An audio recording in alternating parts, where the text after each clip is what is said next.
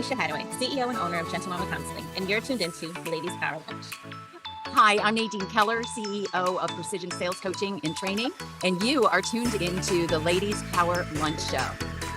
Hi, I'm Davia Shepherd, the CEO of Up Vibrations, and you are plugged into the Ladies Power Lunch Show.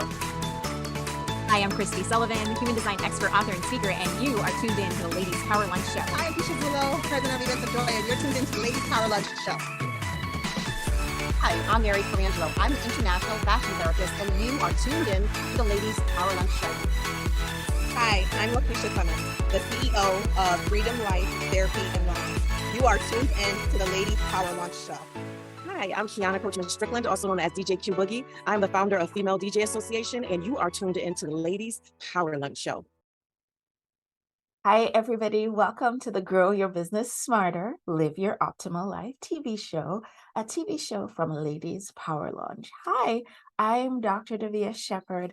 I host Ladies Power Lunch, and Ladies Power Lunch is a wonderful place where women in business, it could be women in small business, women who are entrepreneurs, women who are in corporate life. We have some women who are even in nonprofit, some women who are looking towards retirement. But what is the glue that holds us all together? The thing that brings us all together is our commitment to supporting each other, because what we know is that when women come together, everybody wins. And so if you're like me and you want to be a part of our amazing community, I invite you to come join us over in our Ladies Power Lunch Facebook group.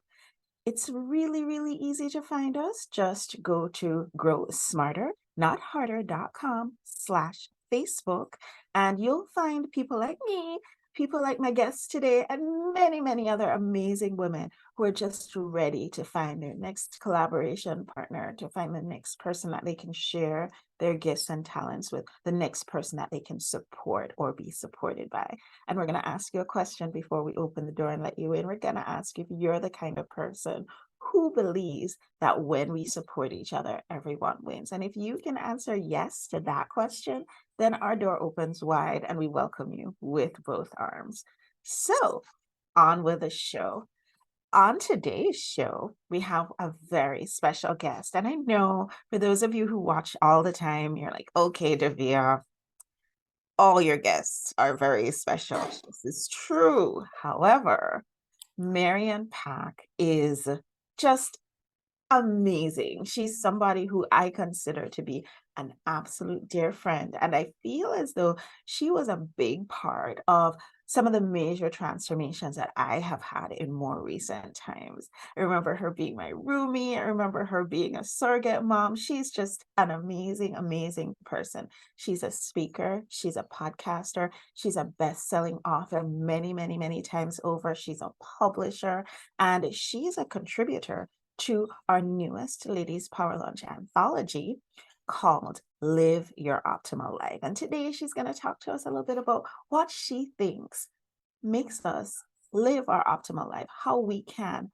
live the best life possible with the time that we have. So Marianne, I want to welcome you to the show. Thank you so much for joining us. Can you share with us in your own words who you are and just tell everybody why I think you're so amazing? Thank you, Dr. Davia. I appreciate it. It's just a delight to be with you. She said, Marianne Pack. I'm a spiritual medium. I channel my spirit guides, the many. As she said, I'm an author and publisher, and my most favorite title that I've claimed is Joy Advocate. So I don't know why she says I'm so wonderful. She's my sweetheart, and I do feel like a motherly figure to her, and she teaches me much as a daughter figure. So awesome. So Marianne, can you share with everybody sort of the kind of work you do and how the very best way that you are able to support the clients who come to you? Sure. There's a couple things that I love doing. I love offering Ask the Many. And it's when people just have a question, burning question, maybe keeps them up at night, and they need to they need some guidance from infinite intelligence. I offer that they can ask a question. I sit with it, hear it, and offer it back to them. And then we get together for a debriefing call so that they're clear on what the message means for them. The second and a very big part of my life is getting to publish, becoming an author in my own right, and then now being able to help others who want to become authors, either through helping them ghostwrite or having them in an anthology project that I'm working on, or people who want to produce their own memoir or book, or they may find material that they already have, content, and they want to repurpose that. So there's an entire book and a planner that's just for that, so that they can find all those goodies, all those nuggets of gold that they've produced for years, and now they're able to put them together into a book form. So I love doing that. I love helping people tell those stories of healing and hope in the world. And I think that's where perhaps I see your biggest, brightest light shining, is being that supporter for people who need to share those stories, because in sharing their stories, they're able to heal. So a lot of the people who watch our show, who tune into our show, they are women in business, Marianne, and they're coming here to get some advice or some tips or some motivation or some inspiration for growing their businesses. But the thing we talk about on this show all the time is that if you're having a challenge in your business, I guarantee there's somebody else out there who's been there, done that, and bought the t-shirt. And 90% of the time, there's somebody who's within our Ladies Power Lunch community who has done it and who's willing to open up the kimono and show you exactly how to get past your hurdle and get to the next step. I love that the theme of our show is grow your business smarter, and it's also live your optimal life, which is the theme for our anthology that we're releasing, of which you are an author. And one of the things that happens a lot with many of our dedicated women in business, and it could be because we're always taught to go harder, do more, be more, just do it. What tends to happen a lot of the times, myself included, is that we leave ourselves off our own list. So we're doing all the things, we're growing, we're making our businesses the best it can be in order to serve the folks that we're here to serve, but sometimes serving ourselves becomes last place. So your chapter in our upcoming anthology is all about optimizing joy in order to put ourselves in a position where we can grow our businesses smarter. Because what I know for sure is that we might think that we're doing really, really well in terms of business growth, but if we're in the best place possible, mentally, physically, and emotionally, then we're able to have an even better outcome in our businesses. So you talk a little bit about optimizing joy in the anthology. Can you share with us, Marianne, what's your key, the one thing that you'd love for us to know when it comes to living our optimal lives? Knowing who we are, as I call it, joy embodied, because we are an extension of source energy, and source is love, joy, freedom, clarity, well-being, all those beautiful attributes, but they're also who we are. So knowing that as your foundation, to me, is crucial.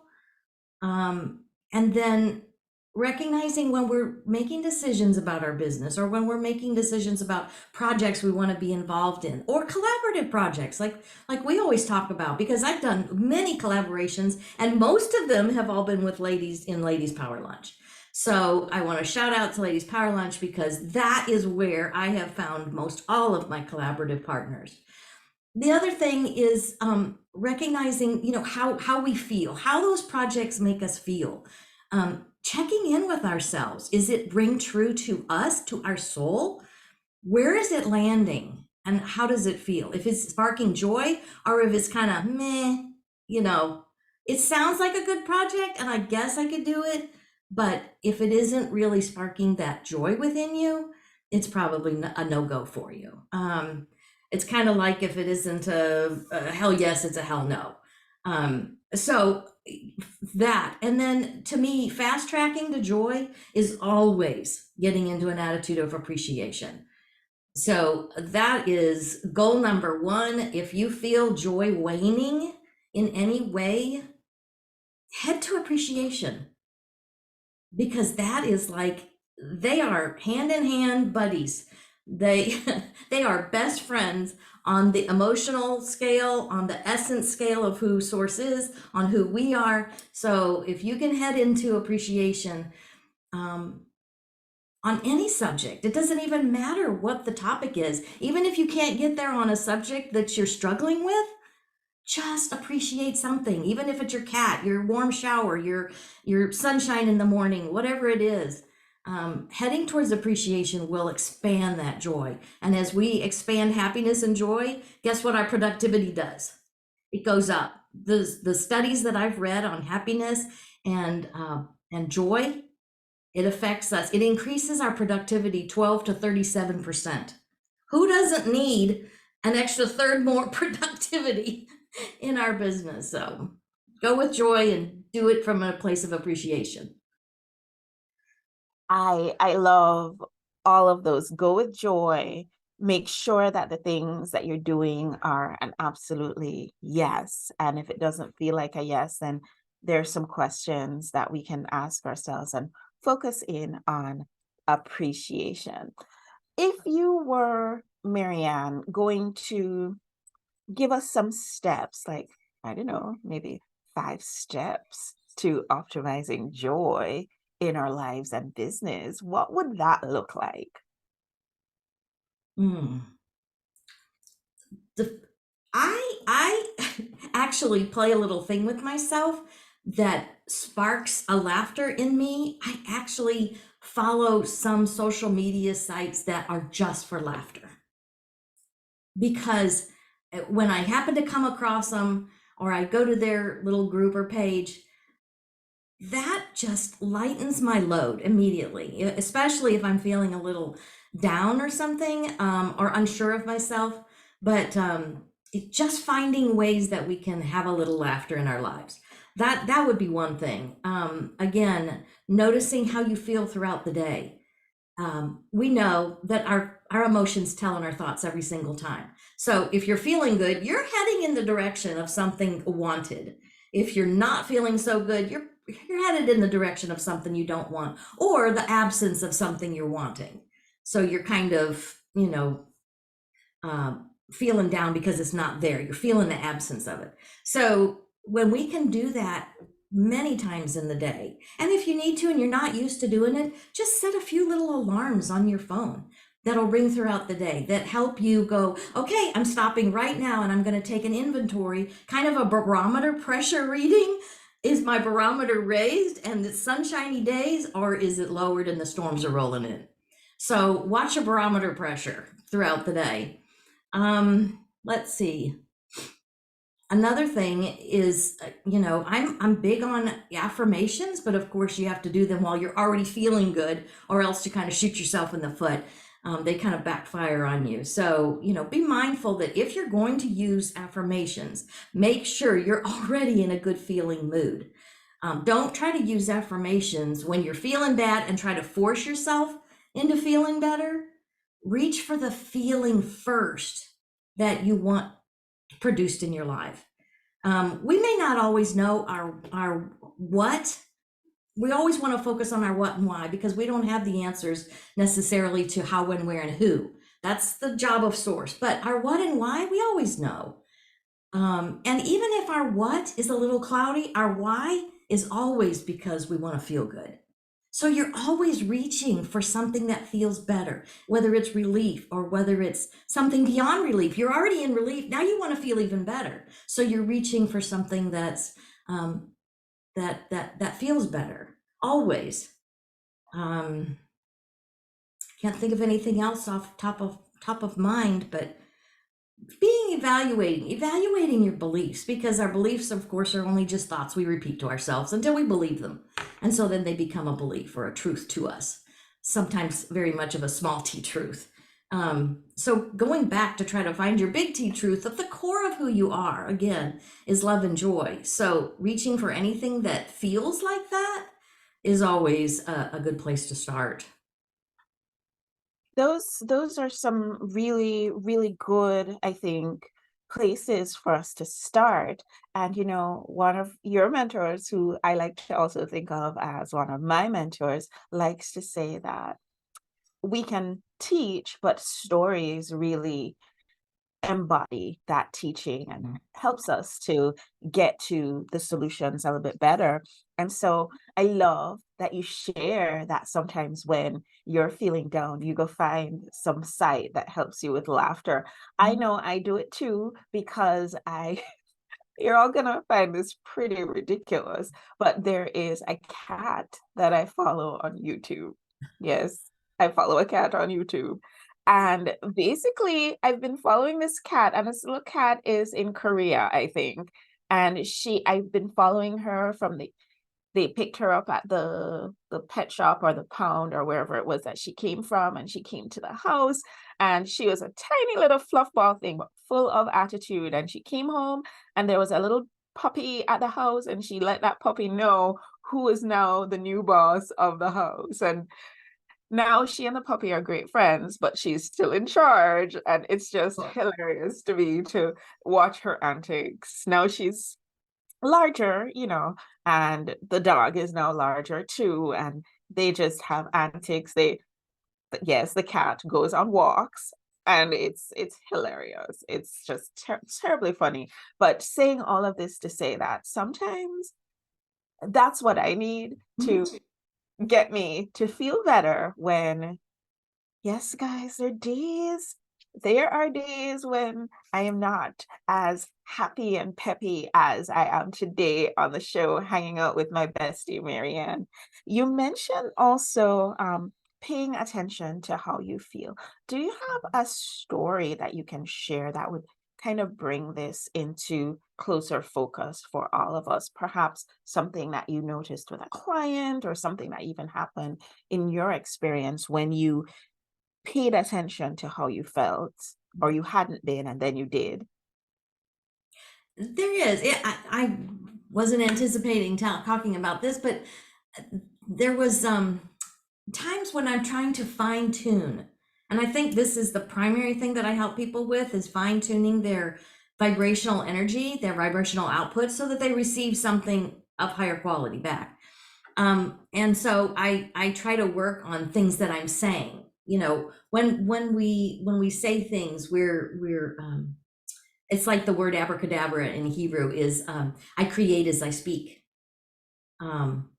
So I was trying to be mindful about what was coming out of my mouth. Was it uplifting? Was it, even if it was true, I don't want to perpetuate it because it was something not nice, not something I wanted more of it in my life. So just catching myself at different times in talking to my husband here at home, and all of a sudden I'll catch myself going, in the mid-sentence sometimes. And I notice, that is not what I want to say. That is not what I want to create.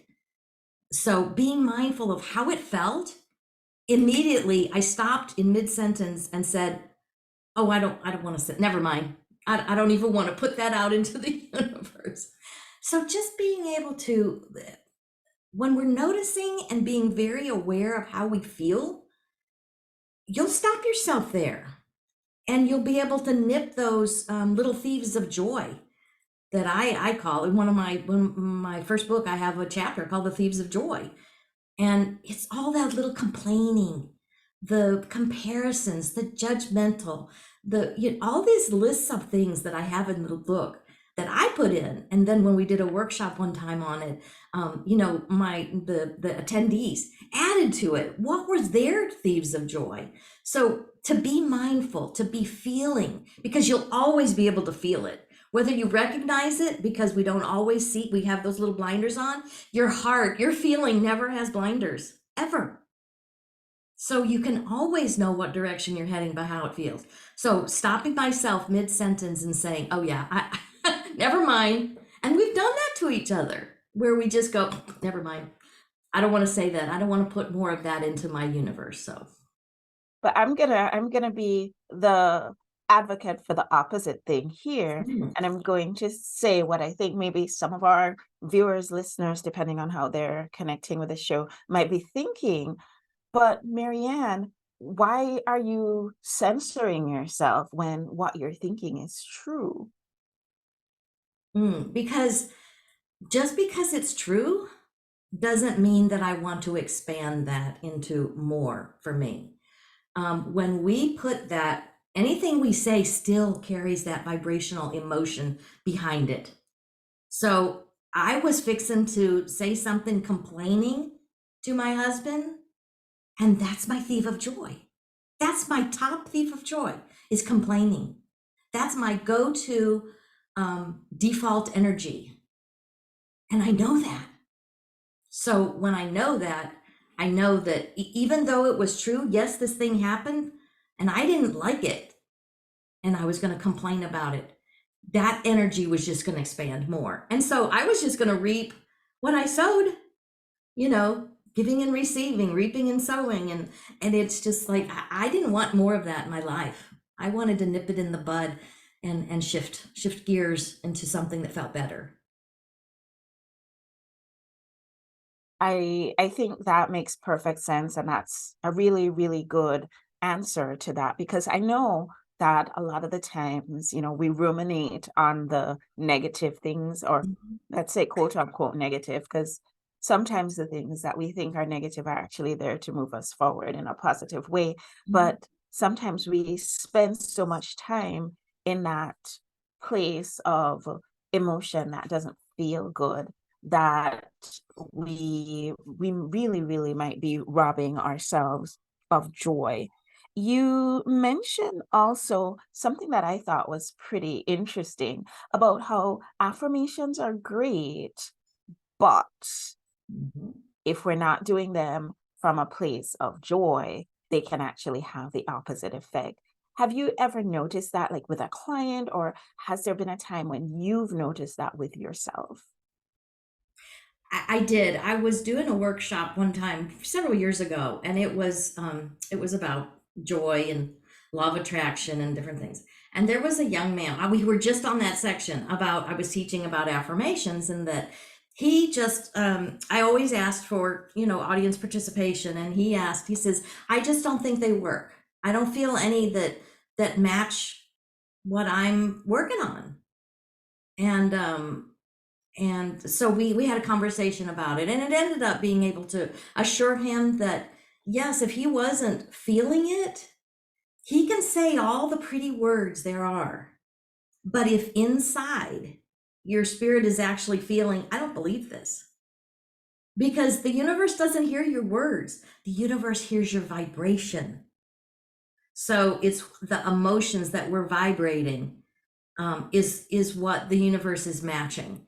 And so, and expanding. So it's what is actually carried underneath the words, the emotion that's attached to it. And so if you're saying all the beautiful words, I've even done it in my life where I'll be, reading through affirmations, and I'll go, I don't believe any of these right now. So what if I could use some bridging words? Like, I'm wanting to believe I am joy. I'm starting to understand I am love, rather than I am love or I am joy. Use some bridging words that help you, that are more believable in your spirit, where you are right now. So that's a really important step in wanting to use. If you see affirmations that you do love when you're aligned and you're feeling good, and then you're wanting to work on some affirmations and you're just not feeling that statement the way it's written today, just add some bridging words. I'm coming to understand that money flows to me easily and frequently. Whatever it is, if you can use some bridging words, it'll bring you closer into actually being able to say that I am statement or whatever the affirmation is that you're wanting to state, it'll move you up the emotional scale to be able to attain that when you're feeling really good. But yeah, be careful. Don't use affirmations to try to force yourself to feel better. It will not work, because the universe is hearing what you mean by the vibration of how you're feeling, not the words you're saying. I'm really, really happy that you've clarified that for us, Mhm. because I feel like that gentleman who was on your workshop, Mhm. he's not alone. There's so many of us who look at affirmations as scams. We're not really embracing Mhm. affirmations because we've had a similar experience to what he has had. Right. Really, really important that you make that distinction. You talk about the fact that we need to know our what and our why, because we don't always know the how, when, and who. Say a little bit more about that. Sure. Of course, my mentor, your mentor, Abraham Hicks, always tells us that the how, when, where, and who is the realm of source. They have those answers. When we start asking ourselves, how am I going to get this done? Where's it going to come from? Who's going to bring it? Who's going to collaborate with me? When is it going to happen? We don't have those answers. And guess what that does to our spirit? We just go downhill. We just start spiraling out of control. So we need to stay away from those and let source do source's job. Source is our source. But our what and our why is easy enough to find, because we're making those choices and those preferences all day. I mean, thousands. They say we have 60 to 80,000 thoughts a day, and about 35,000 of them are decisions. So they're preferences, excuse me. So as we're making those choices all day long because we see this that we don't like, so we know we want this. That's those preferences. Whether it's I choose to sit in this chair or that chair, it's something simple. Or do I start working on writing my book? Or do I, when should I start doing that? How is it feeling to me? So being really mindful of what we want. It's not necessarily being attached to the outcome. It has to happen this way in these prescribed steps that I've set out. It's just that the end outcome is how you want to feel. That you always want to feel better. We always want anything because we want to feel good. So if we clarify, even when we're a little bit muddled on the what, because there are times when, even right now, there's a little bit of a muddle in my what. I know the outcome feeling that I know the overall result. I'm not going to micromanage source and tell them exactly how I want it done. I wanted to be surprised and delighted with how it turns out. I just know the overall what of what I want. And then my why is, always knowing that I want to feel better, keep striving for relief, for feeling better, for feeling more joy, for feeling more vitality, well-being. So even when your what may be just a little bit muddled, you can always go and settle into reaching for the feeling that you want, the outcome, because then the clarity of the what will show up. That's where we get clarity, is when we tune in to our why. Why do we want to do this work? Why do we want to help serve in this way? Because we can get confused and make it out of sacrifice instead of serving out of joy. That teacup, I always teach that the teacup has to be overflowing. What's in the saucer is what we serve from, not what's in the teacup. If you take what's in the teacup because the saucer's dry, you're depleting your own energy, your own what you give yourself back, the self-love, the self-care, increasing your energy. When it's overflowing, that's when we give from that saucer. And that takes us right back to living our optimal life, Mhm. not just going for it, growing our business and even trying to grow it smarter, but also making sure that we're taking care of ourselves and we're part of that whole equation as well. So you wrote a whole chapter in the Ladies Power Lunch Anthology, Live Your Optimal Life. Will you share with us just a little bit about what that anthology chapter was about and how it relates to us, how we can use it to relate to our lives? Sure. It was kind of an introduction about growing up within a very patriarchal church system, belief system, and how it affected me, because it wasn't, I think joy is so important for me because I wasn't raised with joy. Because I was told how bad I was, how innately sinful I was, instead of that I was a good little girl. I was a good person.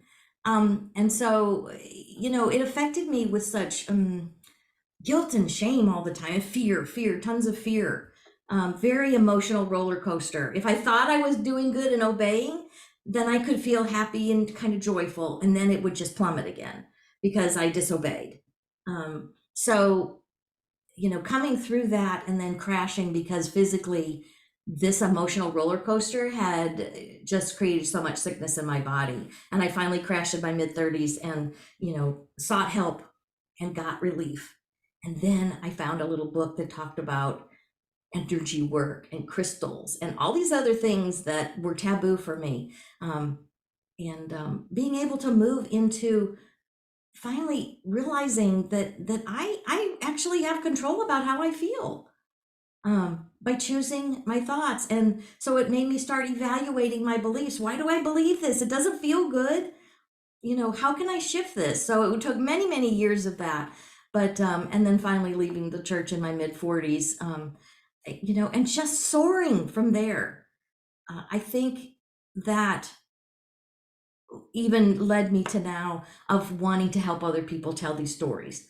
Like my Unmuted Voices series was so profound because so many women told stories. I had 12 other women besides myself in that book, telling stories on our podcast and then within the book about finding themselves muted like I did as a kid and growing up as a young woman and realizing I'm muted. I developed thyroid and throat diseases 3 times in my life because this was muted. My throat chakra was so stifled. So, listening to these women tell their stories of overcoming those muted lives and becoming unmuted was just such a joy. And now seeing them live their optimal lives because they came into the point of realizing who they were, that they could speak up, they could use their voice and use it in a bigger way. Because even going through the podcast and them writing their chapters, there were so many of them who were actually surprised at what source led them to talk about and things that they still had to heal. They thought they had healed through these things. And they saw another layer that could be removed and fine-tuned. And then their work became bigger. Their family relationships improved, healing with their fathers. It was just story after story that these women were able to, through this work, through telling their story, were able to even come to more joy and more optimal lives because they grew their businesses even beyond, or family relationships beyond what they had been. So how can we take these lessons and apply them to our own lives? Again, kind of what I said in the beginning, just know that your joy, when I came across that, your joy, looking for a way to express, quote from Abraham Hicks a few years ago, it just blew my socks off because no one had ever told me I was joy embodied. So knowing that, deliberately choosing your thoughts and your feelings, your thoughts by how they feel, your decisions by how they feel, your, that fine tuning that we're looking to do, because that's again who I help mostly is people who are looking to fine tune. They've already gone through a lot of transformation, but now they're down to the fine tuning, the mastery of living that optimal life. And, going into appreciation. Always you can find your joy as soon as you hit the floor running with appreciation. Go to bed at night with appreciation on your heart so that you wake up in that same energy, and that's how you approach the day. So your good day today started last night. So my good day tomorrow will start tonight, and yours will too. Your good day tomorrow starts tonight. Yes. That's so profound, mind blown moment. I think that's going to be the quote from the show for today.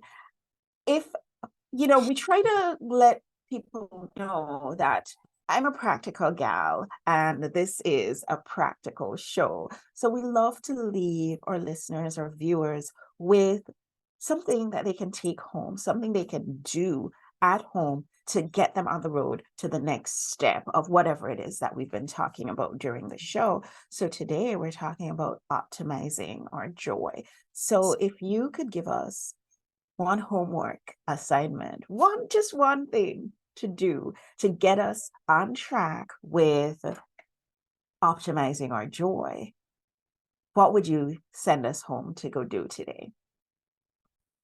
I think I would love for you to work on your what and your why, and focus primarily on that why.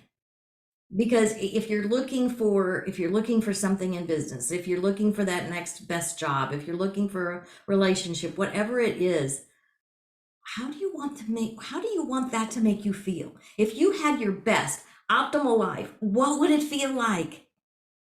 What do you experience?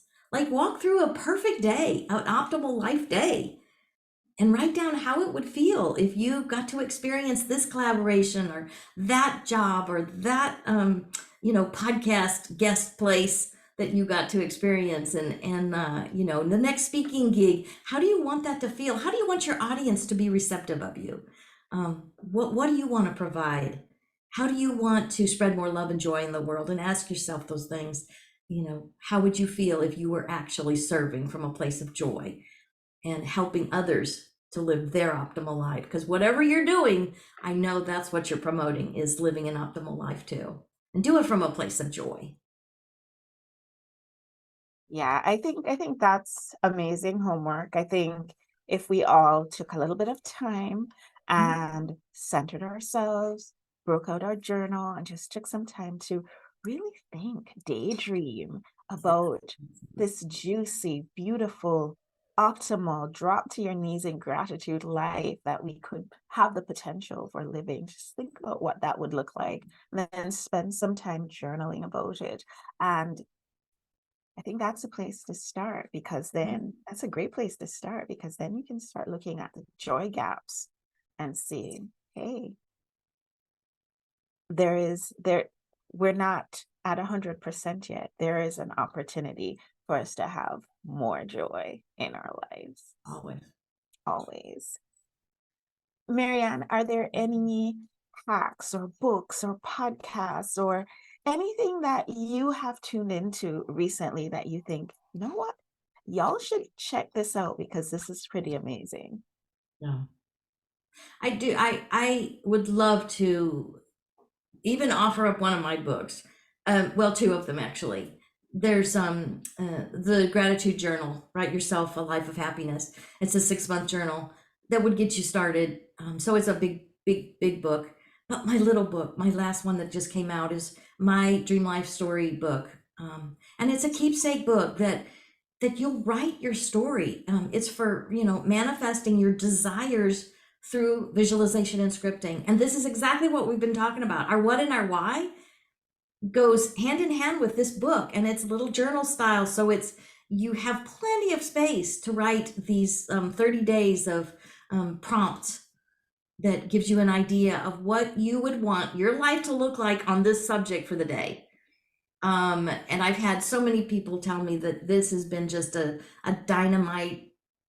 dynamic, powerful tool for them. The other thing that I would like to, add is that Lori Raggio, our friend, she also is doing a why program that I think would be very powerful for people to she helps them do an assessment about their why. And when we can figure that out, to me also the what will follow. I love Lori's program. And for those of you who are watching on the Win-Win Women app, if you go back into our back catalog, you'll see an episode with Lori Raggio where she talks about the why tool. And it's an amazing tool that you use to find your why. Basically, it's outstanding. You're gonna love that episode. So go on back and check that out. Marianne, people are gonna want to know how they can connect with you. I'm sure they've just felt such deep peace and joy just listening to you talking, and they want more of that. How can people connect with you? Absolutely. My website is where a lot of what I do is housed. So it's envisiongreatness.com.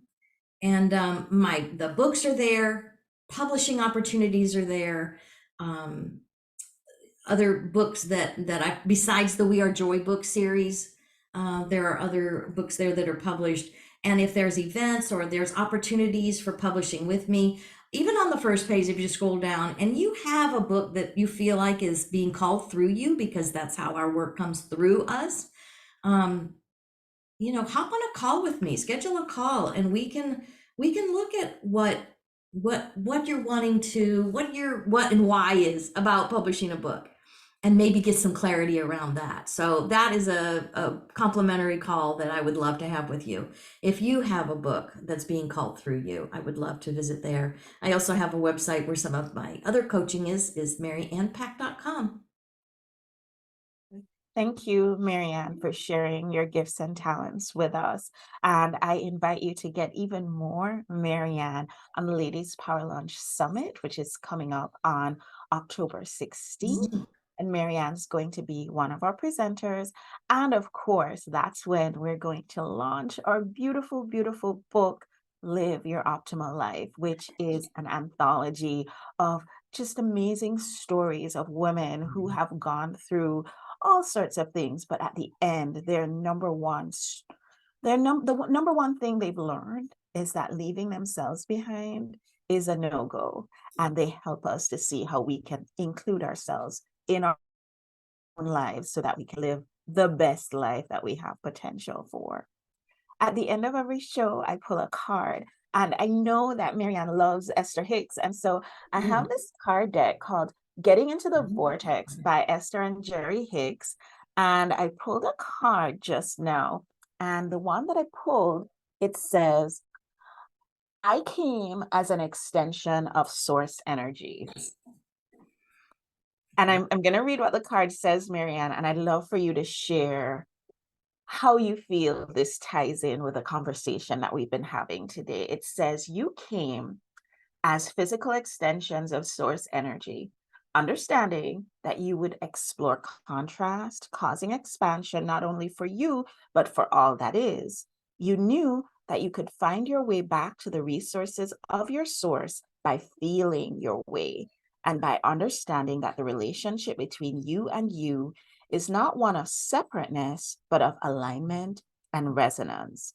When you master the art of allowing your consistent alignment with the source within you, every other relationship will be beneficial and pleasurable. Absolutely. Absolutely. What do you think, Marianne? How does that tie this all up in a nice little bow? Absolutely. It's like, there we are again with our why. It's always reaching for that. It's always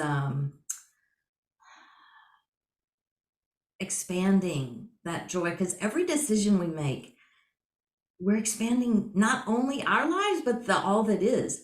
All those 35,000 decisions we made during the day, choose some of those to make it your optimal life. And let me just say one other thing about the book anthology. I've had the privilege of reading the first draft of it. Let me tell you, I already have pages of notes that I took from the draft, because the stories and the things that these ladies give us to do, exercises for integrating. We don't need more knowledge, we need integration. Yes. And this book is doing that for us. They provide us those things. And like I said, I have pages of notes, and I was just helping with editing because I had to stop and take notes for myself as I was editing the first draft. Thanks for sharing that, Marianne, how valuable the anthology Live Your Optimal Life is. So we, like I said, will be launching Live Your Optimal Life on October 16th at the Live Your Optimal Life Summit, which you can attend in person here in Farmington, Connecticut, or you can attend virtually from the comfort of your own space from your computer. And to join in on that, all you have to do is go to growsmarter.com/ticket. And once you purchase your ticket, you will also get a copy of the Live Your Optimal Life anthology in the paperback form, and you will also get access to the digital form on Kindle. So it's going to be an opportunity for you to hear from the authors, for you to participate in the summit, and for you to have this beautiful, beautiful keepsake, this beautiful book that is not only knowledge, but also integration, transformation in terms of the exercises that are at the end of every single chapter. Again, grow smarter, not harder.com/ticket is where you'll get your ticket for that. Marianne, it's been my pleasure to host you on our show today. Thank you so much for joining in. Thanks to everybody who's watching with us live here today. And I want to say a special shout out to all the authors who are part of Our Ladies Power Lunch anthology. Really, really appreciate every single one of you. Thank you so much. And I'll see you all on the next show. Bye, everyone.